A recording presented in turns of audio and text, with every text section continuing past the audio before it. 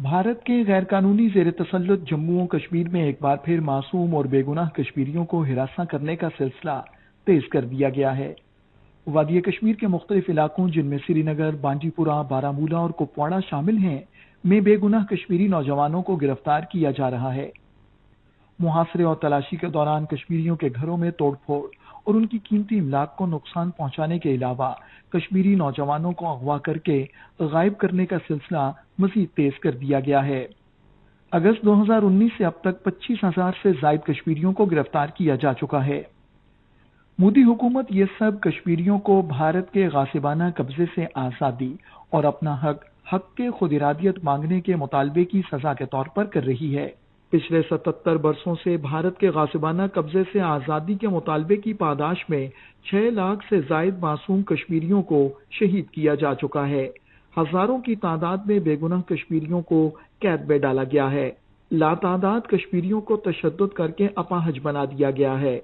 खवातीन की बेहुरमती को भारतीय दरिंदा सिफ्त फौजी एहलकार जंगी हथियार के तौर पर इस्तेमाल कर रहे हैं। बच्चे किसी भी कौम का मुस्तकबिल होते हैं, लेकिन कश्मीरी बच्चे भी भारतीय जालिम अफवाज की चीरादस्तियों से महफूज नहीं। ऐसा कौन सा जुल्म है जो कश्मीर के लोगों को आज़ादी के मुतालबे से दूर रखने के लिए भारतीय हुक्काम ने न ढाया हो। कश्मीरी अवाम को भारत की रियासती दहशतगर्दी, मनमानी गिरफ्तारियों, जिस्मानी और ज़हनी अज़ियतों, तजलील, सरकारी मुलाजमतों और जायदादों बशमूल ज़मीनों और रिहायशी मकानात के छीनने, गैर कश्मीरियों को कश्मीर में आबाद करके आबादी का तनासुब बदलने की साजिशों और एक बड़ी फौजी ताकत की बर्बरियत का सामना है। जो वर्स्ट फियर्स हैं कश्मीर में कि यहाँ पे डेमोग्राफिक चेंजेस हो रही है और ये कर रहे हैं, और 370 हटाने का एक जो बुनियादी मकसद था वो यही था कि डेमोग्राफिक चेंजेस ही एक सोल्यूशन है कश्मीर में पीस करने का, जो बिल्कुल इजराइल में वेस्ट बैंक में कर रहे हैं। और उसमें जो ये लॉज पास कर रहे हैं तकरीबन मसलन ये जो है कि अभी देखिए आर्मी को इख्तियारात है कि वो स्ट्रेटेजिक एरिया डिक्लेयर करेंगे।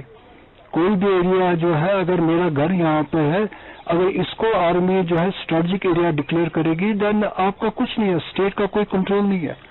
कोई भी एरिया जो है जहाँ देखिए हाईएस्ट मिलिटराइजेशन वर्ल्ड में अगर कहीं है, कश्मीर में। कश्मीर की सारी आज़ादी पसंद क़यादत को भारतीय हुकूमत ने भारत और कश्मीर की मुख्तलिफ जेलों में डाल दिया है। उन्हें भारत की गुलामी से आज़ादी मांगने की सजा दी जा रही है। सैयद अली गिलानी को 20 साल तक भारत और कश्मीर की मुख्तलिफ जेलों में रखा गया।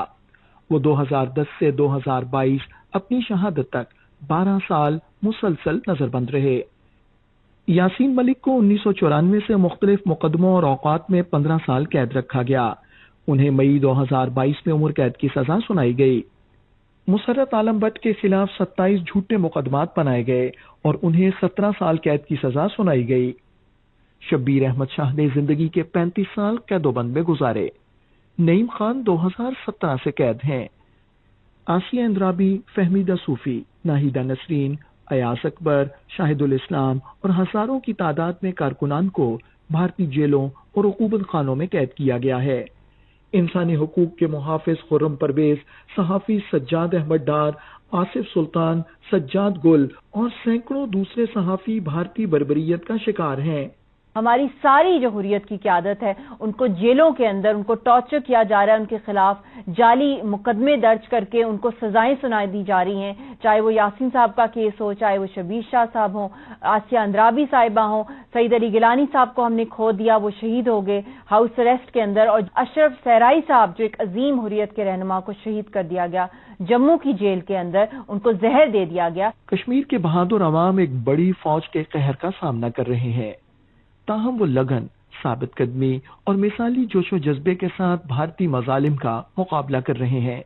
अक़वाम मुत्तहिदा की इंसानी हुकूक काउंसिल और इंसानी हुकूक की दीगर बैनुल अक़वामी तंजीमों को चाहिए कि वो तनाज़ा कश्मीर के हल के लिए अपना किरदार अदा करें और अक़वाम मुत्तहिदा की सलामती काउंसिल की करारदादों और कश्मीरी अवाम की उमंगों के मुताबिक मसला कश्मीर का मुनसिफाना हल कराएं।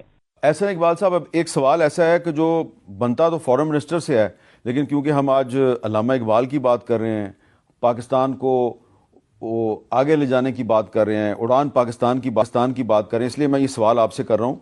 पिछले दिनों जो بھارتی حکومت کے وزیر داخلہ امیت شاہ، انہوں نے ایک بیان دیا ہے جس سے واضح طور پہ نظر آ رہا ہے کہ جس طرح انہوں نے کلکتہ کا نام تبدیل کر کے کولکتہ رکھا اور بمبئی کا نام تبدیل کر کے ممبئی رکھا، اسی طرح وہ کشمیر کا نام بھی تبدیل کرنے کی تیاری کر رہے ہیں. سنیں انہوں نے کیا کہا. ہم سب جانتے ہیں کشمیر کو کشیپ کی بھومکا بھی نام سے جانا جاتا ہے. شاید ہو سکتا ہے کہ ان کے نام سے ہی کشمیر کا نام پڑا ہوگا.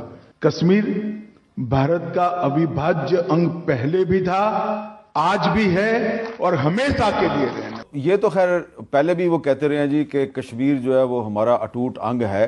وہ انہوں نے ہندی الفاظ استعمال کیے ہیں، لیکن وہ یہ بھی کہہ رہے ہیں کہ اس کا جو اصل نام ہے وہ کچھ اور ہے. اب اقبال کی شاعری میں جی کشمیر کا بھی بہت ذکر ہے اور وہ خود بھی کشمیری النسل تھے. تو یہ جو امیت شاہ کا بیان ہے اس پہ خاموشی ہے حکومت پاکستان کی طرف. میں آپ کے سامنے کہتا ہوں کہ امیت شاہ صاحب کو کہتا ہوں کہ کشمیر کبھی نہ بھارت کا ٹوٹ انگ تھا، نہ ہوگا اور نہ کبھی ہو سکتا ہے. یہ پاکستان کی شہ رگ ہے جس طرح قائد اعظم نے کہا تھا. اور اگر بھارت اتنا ہی اس کے بارے میں پر اعتماد ہے تو کیوں نہیں وہاں پہ ریفرینڈم کراتا، کیوں نہیں سیکیورٹی کاؤنسل کی قرارداد دیتا. پاکستان کبھی کشمیر کے عوام کی حمایت سے پیچھے نہیں ہٹ سکتا. یہ ہمارے پاکستان کے نام کا حصہ ہے.